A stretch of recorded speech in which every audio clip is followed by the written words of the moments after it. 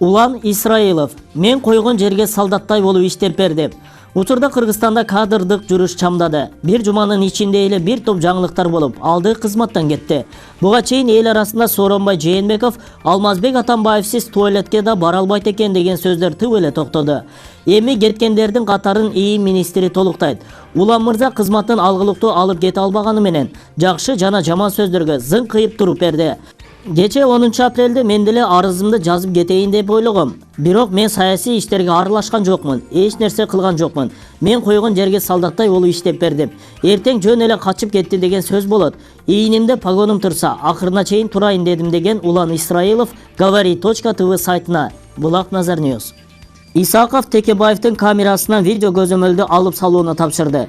Бул маселени 10 апрель күнү парламенттеги комитет жыйынында Атамекен фракциясынын лидери Алмамбет Шыкмаматов көтөрүп чыккан.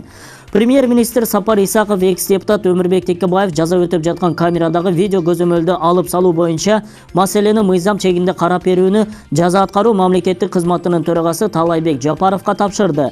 Бул тууралуу өкмөттүн маалымат кызматы билдирди.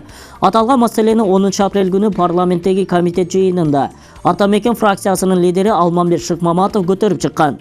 Талайбек Жапаров экс-депутат Өмүрбек Текебаевга байланыштуу бул маселе оң жагына чечилип, көзөмөл камерасы ал жаза өтөп жаткан бөлмөдөн сыртка чыгарыларын айтты деп жазылат билдирмеде. Ал көзөмөл камералары мыйзам боюнча жаза өтөп жаткан адамдын коопсуздугу үчүн соттолуучулар жаткан бөлмөлөргө орнотулганын кошумчалады. Булак Спутник KG.